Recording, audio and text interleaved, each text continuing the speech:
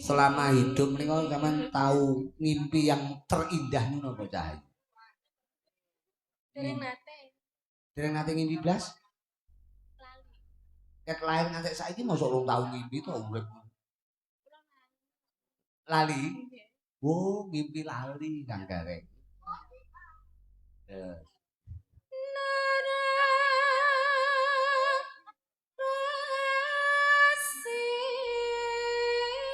Suarane apik. Ya.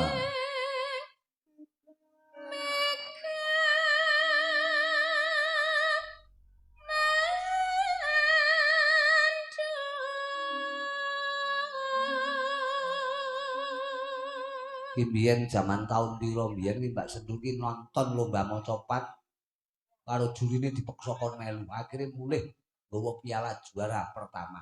Mbak Sendur ki ngono. Mengko nontone terus mulih nggawa trofi. Aku sing ra ngerti ndarani tenanan bae dhek tuku trofi ning. Ora tau juara mocopat tenan kok. Karo jenengan kok ya. Ha nggih, kula ki anggere nonton lomba mocopat biyen aku terus daftar liwat mburi layar. Aku melu, aku kudu menang, kok menang peliliki kan. Tak pentelengi jurine, lah kok menteleng genti aku mlayu ngono ya. Ora. Panjenengan seniman ki berangkatnya dari muda. Mbak Sendurna dados pendidikan pendidikan kene pinten tahun, Mbak? Menika, pinjen inden menika. 3 dosoan. Nyen? Tahun nggih. Yang dadi sinden 3 dosoan tahun. Nggih. Alhamdulillah. Wis iso tuku apa menyan? Menyan wis iso tuku apa? Menyan niku anggenipun dados sinden wis mlumpuk dadi apa mawon. Contone kula dadi seniman wis iso tuku apa-apa sing kena dituku, ngoten. Brambang. Brambang. Bawang. Bawang. Lombok. Niku disimpen apa tinggi masak? Nggih masak. Oh nggih masak. Sing tinggi masak niku brambang bawang lombok niku. Nggih. Nek nggen kula kok wajan.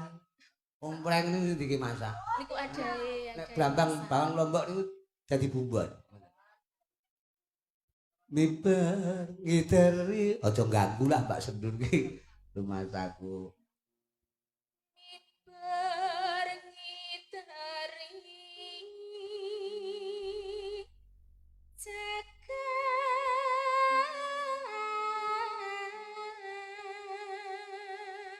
Terus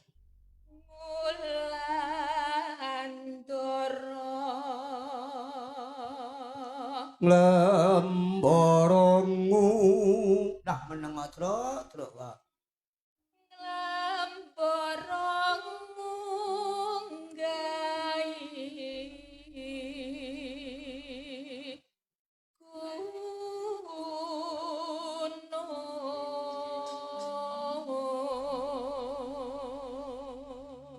Iki nggon iki kudu bener. Katungkul ngoten nggih. Tahu Krisnya Kang Tukul. Ini aja kita udah Pak Tukul, Kang Tukul. Nah. Katungkul. Katungkul ngumbar gagasan.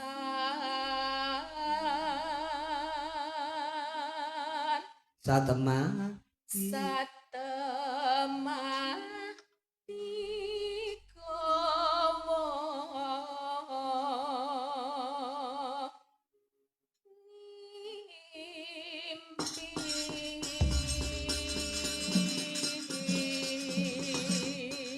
Tepuk tangan buat Mbak Sendur. Nah, sing wis kersa bawa. Kan buta-buta galak solah lunjak-lunjak.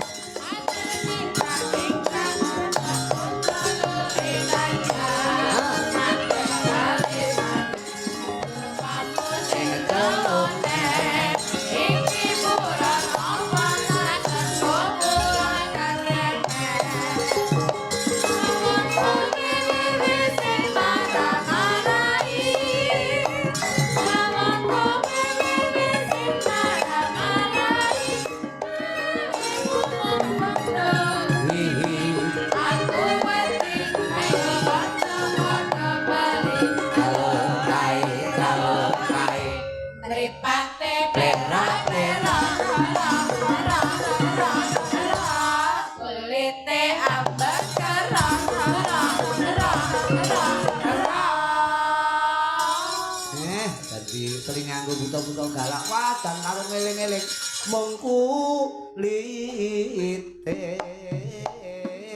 amben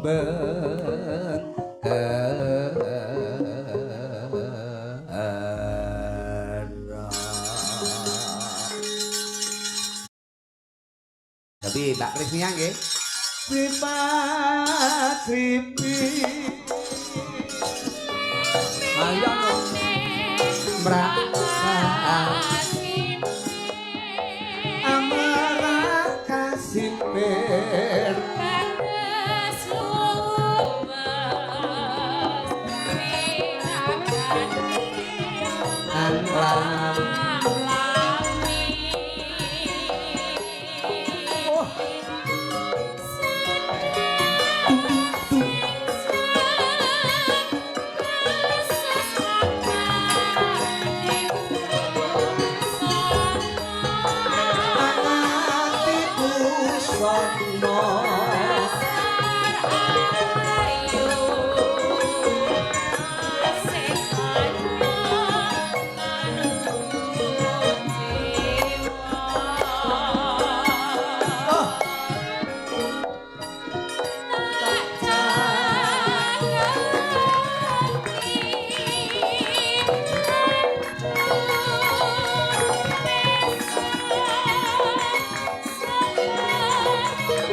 apa iya ora cakep iki malah ibu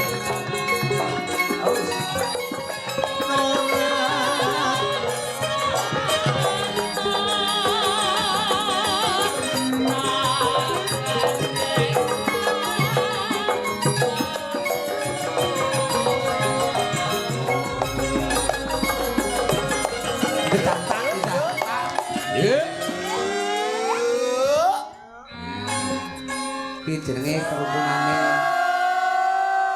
kanca-kanca rombongan ngene iki sing bawa Mbak Sendur sing nglanggamke Mbak Kris. Mboten getih nggih kali Mbak Sendur? Mboten. Mboten tau padu nggih? Mboten. Mboten tau ngrasani nggih? Tahu. Hah? Tahu. Oh, tahu. Wah tetep Jujur kok kula. tetep guyub rukun. Nggih. Sing baku terima kasih Mbak Kris panjenengan pancen kejaba dadi seniman sinden ya pancen pecinta wayang tenan. Nyatane yahne ya urung kondur iki. Yo. Dadi panjenengan pancen rene iki tujuane iki ora mengkur nyinden tok ya nonton wayang.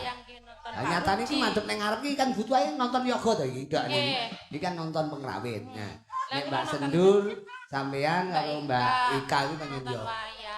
Nek sampean nonton wayang, Mbak Sendur mriko nonton sing ibot, Mbak Ika. Nek Ika mriko nonton kotak. Ngono. Saku. Ya dintekke. Nino.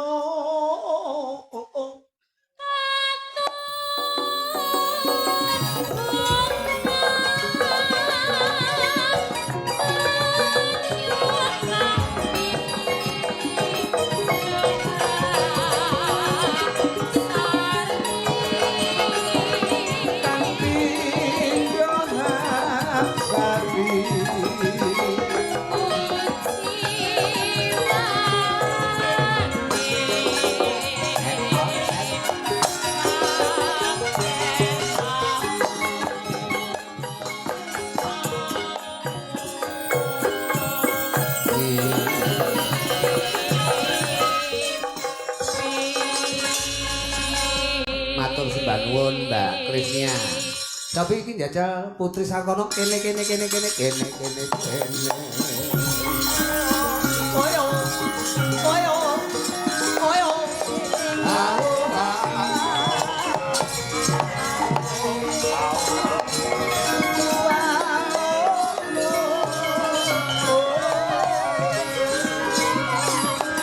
Kene.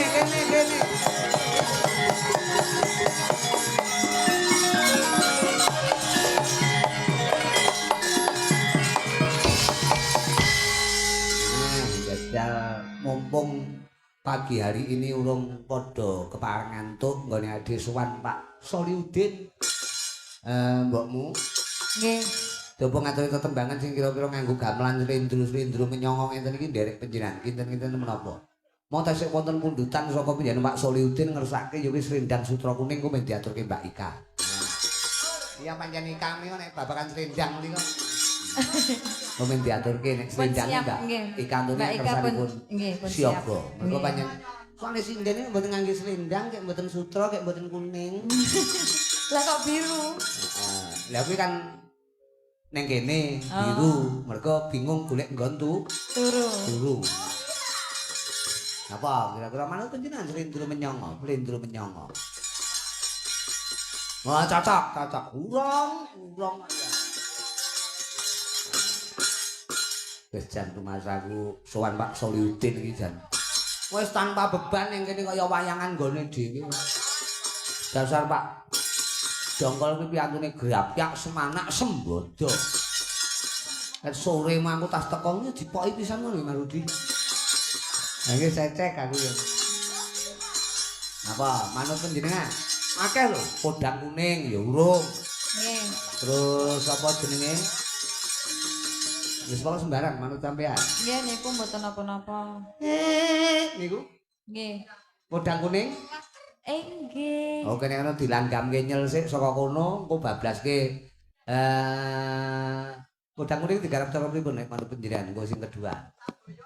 Wah. Ya Samboyo ya. Nggih. Oh nek susung enggak kok aman. Sinten? Mas Rian. Oh, saniki sing nyenggak Mas Rian. Mas Rian kalian Masno menika iso sru imbal-imbalan nek enggak. Imbal-imbalan. Saku. Mas Rian mek ento. Apik. Iya ngono ya. Panjen dasar kepara nyata panjen ya kepara nyata kaya ngono kuwi. Esuk awan ya. Esuk awan ning omah wis ora krasa. Keluyuran goleki sing tak sayang. Bebang-bebang dibrakanku ora krasa esuk awan nganti Eman-eman lho. Liya kanyangan Leang-leang tak sawang Mengsone kemang Yen kancangan tak rindih Soko kakuan Sarwi ngoceh Dewek Ada Mbak Soliudin, Solibu. Ya tinggal boleh berdua berbahagia. Selamat menempuh hidup baru.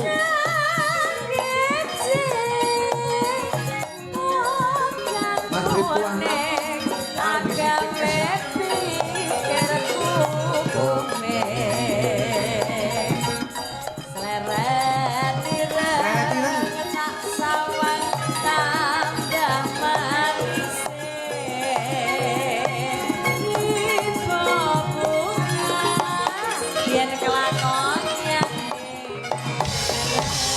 Apa iya?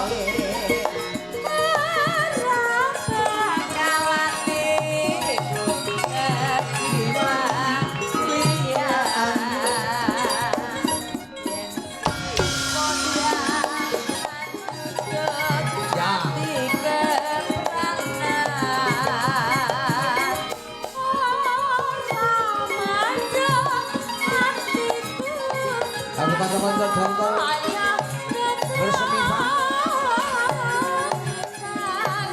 awas senepi kakulute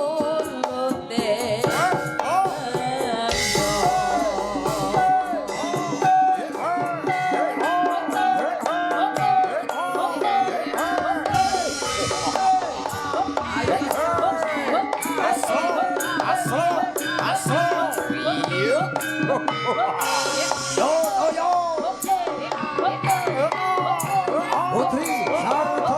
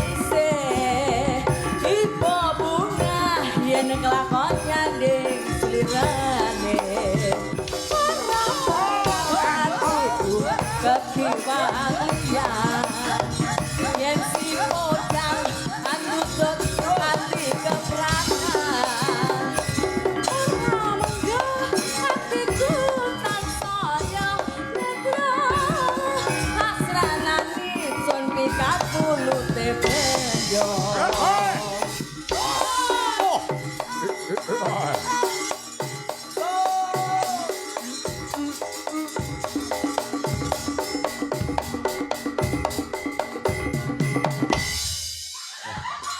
Apik iki. Wah, nganggo rim cakram. Ha iya apik. Iki putri lekas dadi ngene. Tung. Dandi. Ini judulnya apa, mbakmu? Podang. Odang kuning. Podang kuning. Emang pancen kendangane ngono kuwi ya, Mbon? Mboten. Apa pancen lek sing nembang aku ngono kuwi, Mbon? Ngono kuwi, Mbon. Lho ora.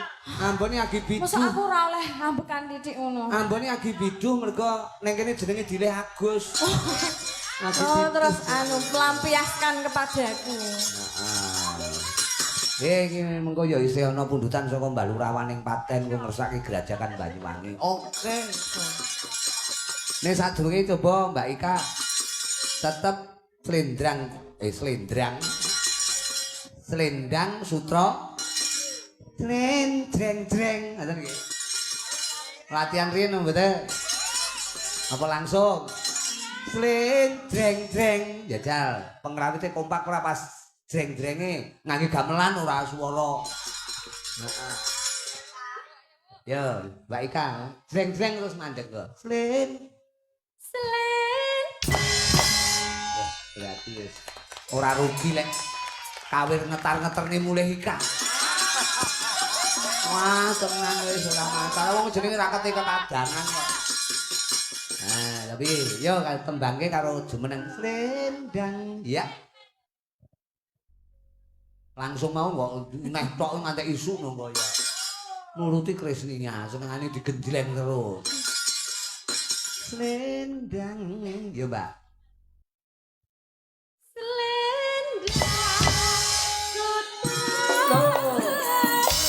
Ini jumeneng kene slendange gawane wong ayu. Ayo. Bocah anuwen, Narito.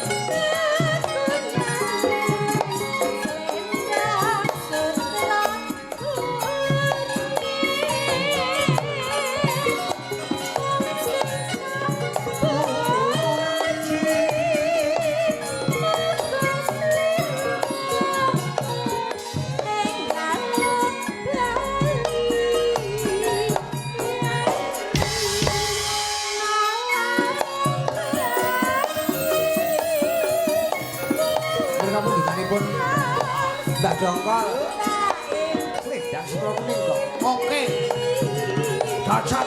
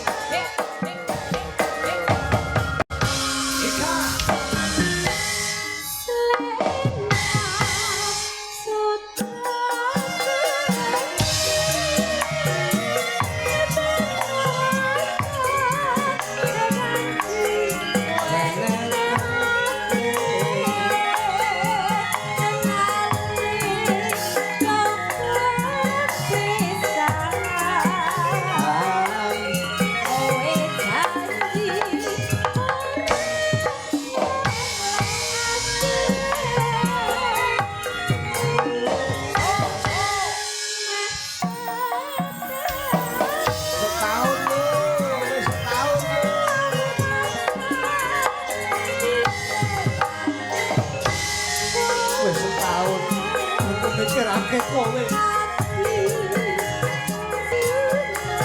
hatiku sebelang kowe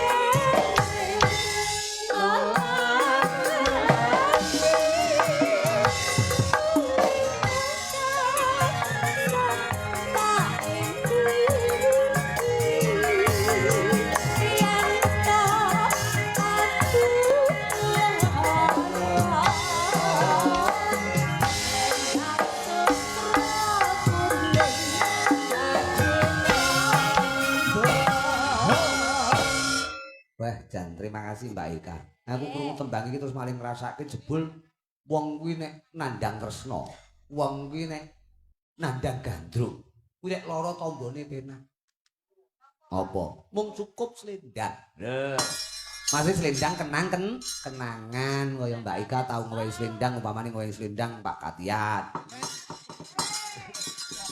Jadi Pak Katiat moh ora pancen yo kenang-kenangan iki penting kok. Contone Sinibo tau diwehi kado HP. Karo casing tok tapi. Dadi karo wong wedok umpamane. Engko dhek gregesi ngono wis nyekel casing diwolak-walik waras sak nalika. Kuwi jenenge kekuatane tresna ki minangka dadi tombo. Kuwi tenanan ya itu. Ha ya mbuh, ya. Sok lomongsono sing ngono kuwi. Iki tapi njajal ana genduk Mega Wigati. Kita barengi karo anu iki ya, wong loro lah karo sapa iki padha dedeke padha karo Lita. Nah. Lita Nurmau karo Mega. Ini ceko. Oi, ao ya. Bong. Ao ya. Bong. Ao ya.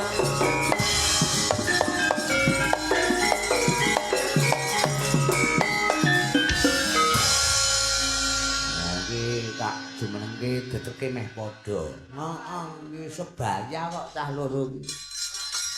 Sebaya iki nek di basa Jawane sebajul. Napa? Sebajul. Seboyo. Boyo to, Mbak? Baya iki apa to baya? Boyo. Lula iki. Dadi sebajul bener ora? Nggih. Kleru. Sing bener iki seusia. Oh ngono. Nggih. Mega ini usia pinten Mega niku? Mega usia pinten panjenengan? Kula 26. 26. Lho tuwek men wisan. 26. Nggih. Ning urung pitu. Dereng. Urung pitu loro. Dereng. 26. Nek Lita mriku usia berapa? 19 tahun, Om. 19. 19 ki cara pitik wayahe ngabrukne. Sak niku mboten nggih. Aku kae kelingan pitike slendem lho. Ogok tau. Apa itu, Om? Pitike slendem. Napa kok kelingan kula malahan? Kok kelingan kula? Lho, aku nek dolan ning Mahlor lak kowe ning mburi ngecek-ngecek ndok pitik lho, panggan enak-enak. Oh, nggih. Iki kan ngecek ndok pitik.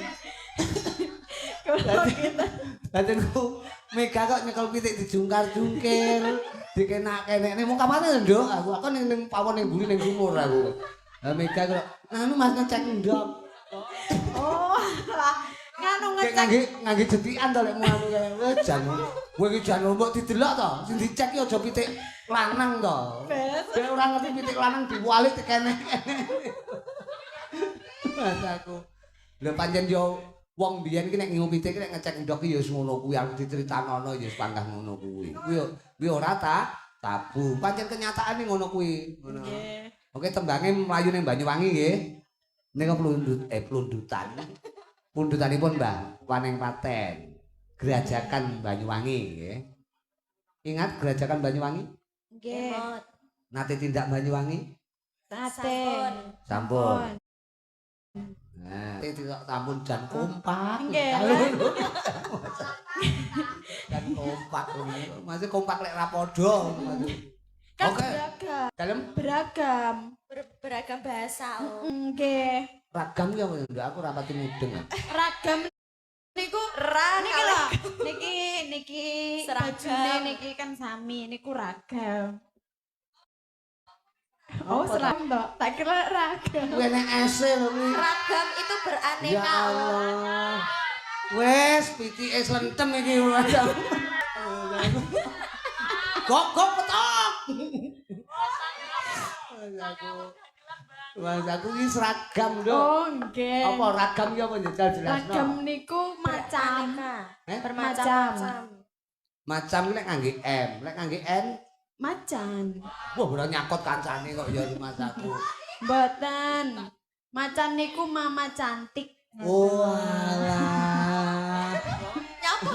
Loh, nyapa kok sing guyang-guyu sih? Mama cantik iki sing duwe, Bu. Bocah. Bocah. Duwe bojo lek ora duwe anak piye lek ngeluk mama kaya lek wis duwe anak kuwi jenenge mama kaya. Nggih. Yo, tembange gerajakan bocah. Apa? Gerajakan Banyuwangi. Ini lho Balura, Waneng Paten.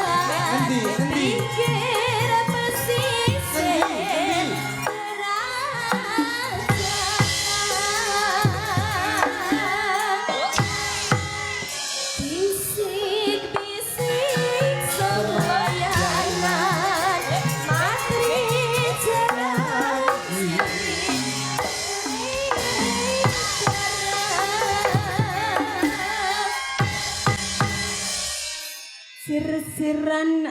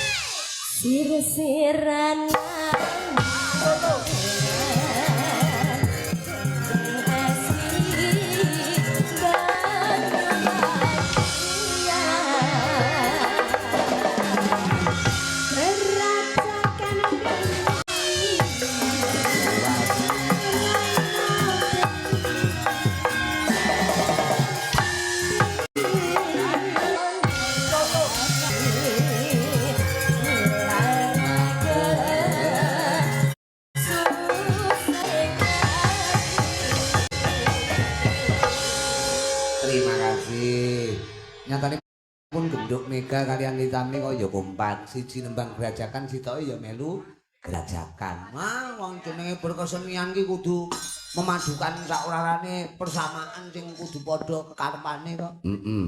Mula terima kasih wujud syukur saka panjenengan Pak Soliudin to Mbah Dongkol sak keluarga anggenipun kepornyata dawuh ing putra menika ora mligi wayangan malah wangu dalu ya ana pengaosan. Heeh, kuwi jenenge budaya ya di sugata agama ya ditindakake terus. Oh ngono. Muga-muga niate panjenengan Pak Soliudin sak keluarga dipun paringi berkah dening Gusti Allah. Nggone kagungan kersa mantu menika Kang Putra dadi keluarga sing bagya mulya selawase. Tapi Mbak genduk Intan sik, Intan Budi Legowo. Intan iki ya Kartika Jaya.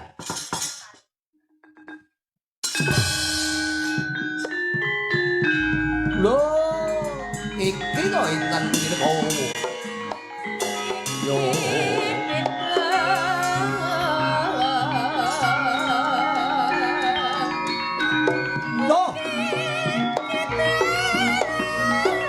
Bagus.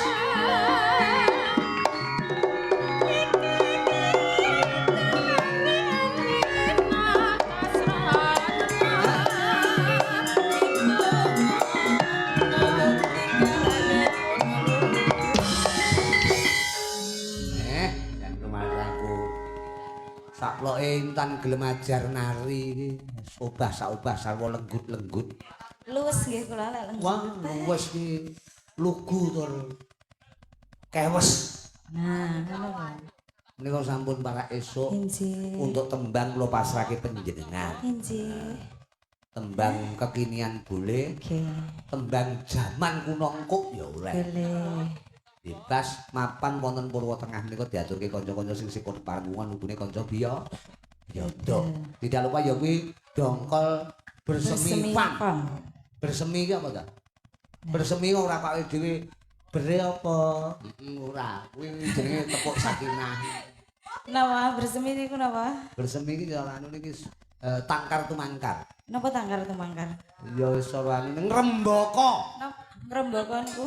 Lho, mati langsung anjen jelas. Iki panjen yo ngono kuwi ngrembaka. Monggo tukang lampu. Ngrembaka niku napa takono ngono? Ngrembaka niku napa? Sesuk tuku kamus basa Jawa ning Pasar Luar. Jenengan tumbas ning nggih. Lho tuku dhewe wis gedhe kok. Lho, oh gede ta kula pernah. Lho kowe iki wis duwe putu kok Lah ya. kula mboten wonten teng pundi-pundi ki ambak lho. Kuwi jenenge. Jenengan tugekne. Ya tak terne. Ning aja mok tilapne lho lek tak terne. Tak terne lek ditilapne karo sing ibat. Lho. Rumah aku sing ibat lho sopan lho. Oh, Jepan. Iya. Sama Agus apa piye kok ya? Ora sing ibat kali kula Om. Oh, nyang apa kuwi?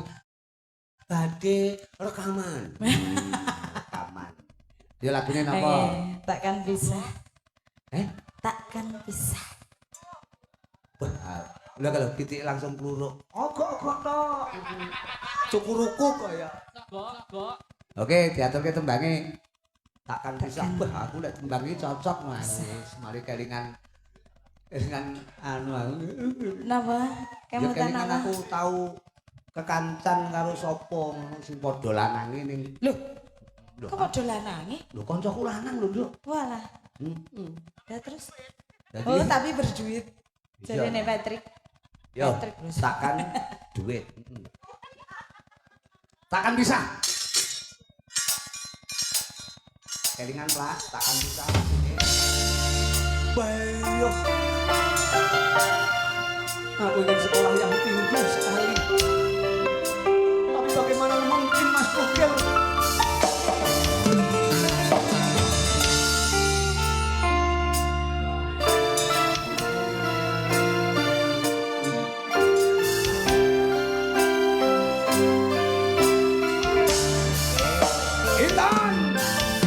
Sayang aku ingin berbicara kepadamu tentang apa yang tengah aku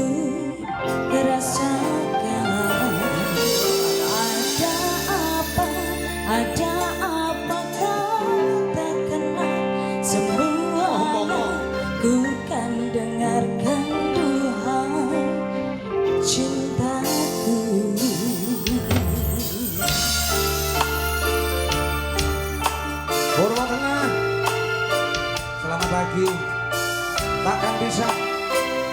Bulan dia dulu mempelai berdua semoga selalu berbahagia.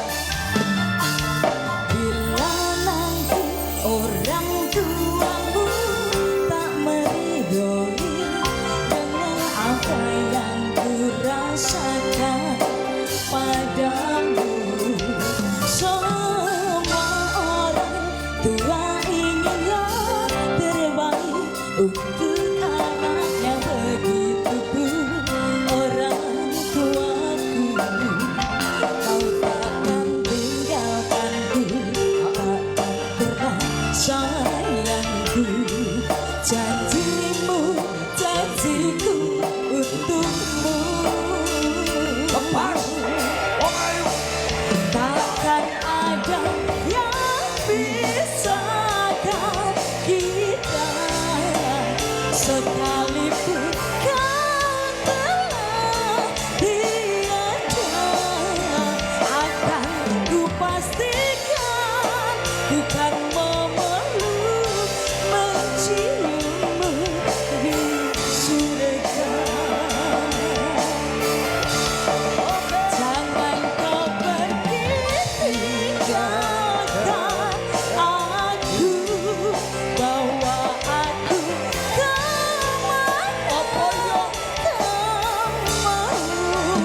Janjiku padamu, jiwa dan ragaku, matiku ku mau.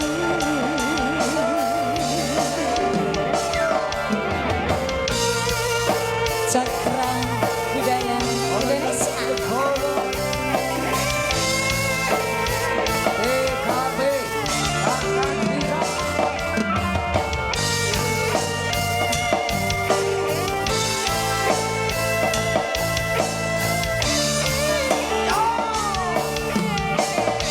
Buat Bapak nih, Pak. Takkan ada yang pisahkan kita, sekalipun kau telah tiada. Akan ku pastikan ku kan memeluk, menciummu di surga. Jangan kau pergi tinggalkan aku, bawa aku kemana kau mau. Janjiku padamu, jiwa dan ragaku, matiku ku mau.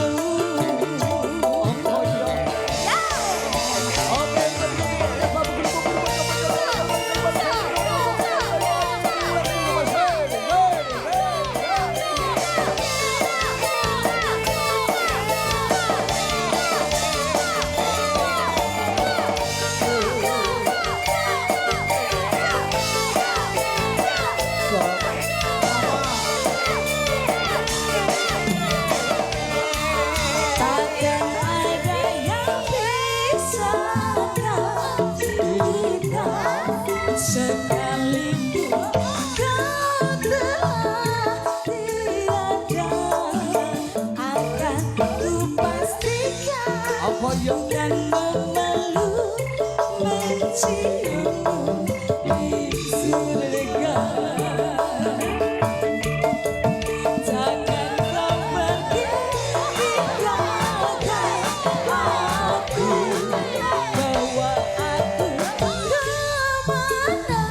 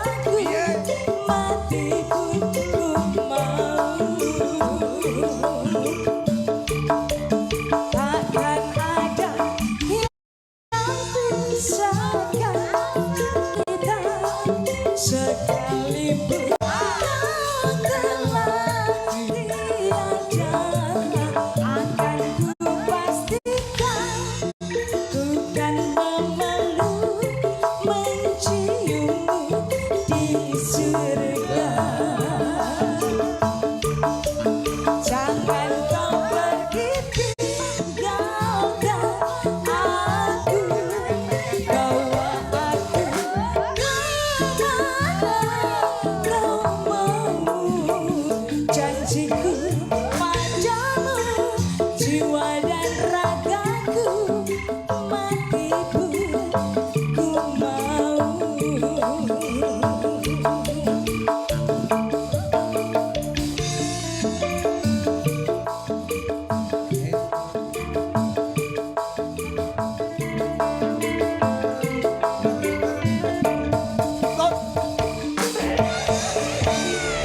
Asoy.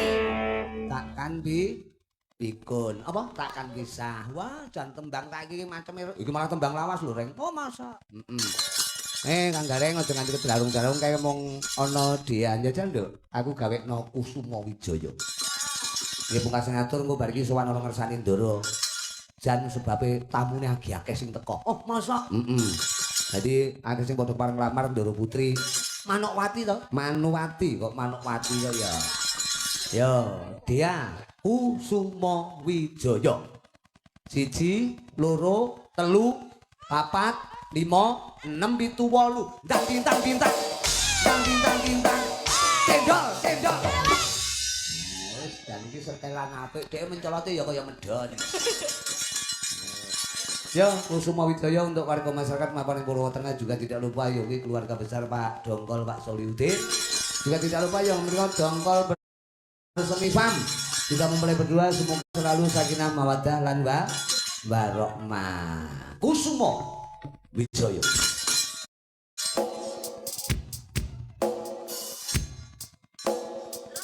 Guys mikir kok tak improve piye ya.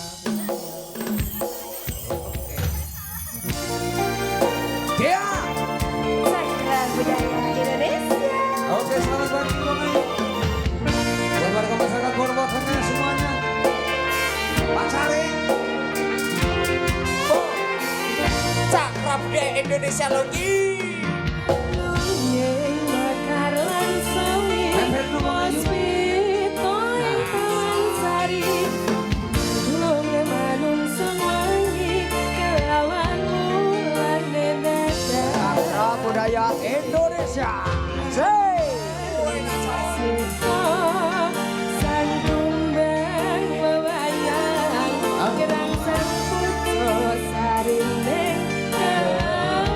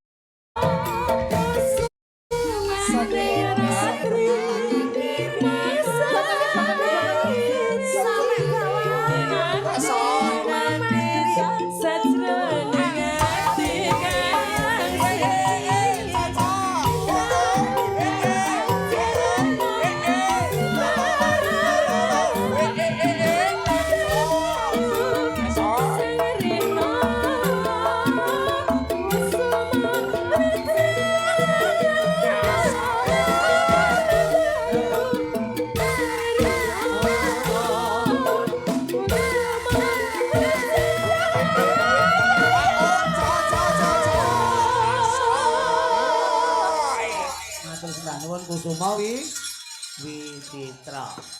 Wijaya kaya. Ayo semana ngersane Kyai Semar, ngatur dasukan ngono Kang Gareng.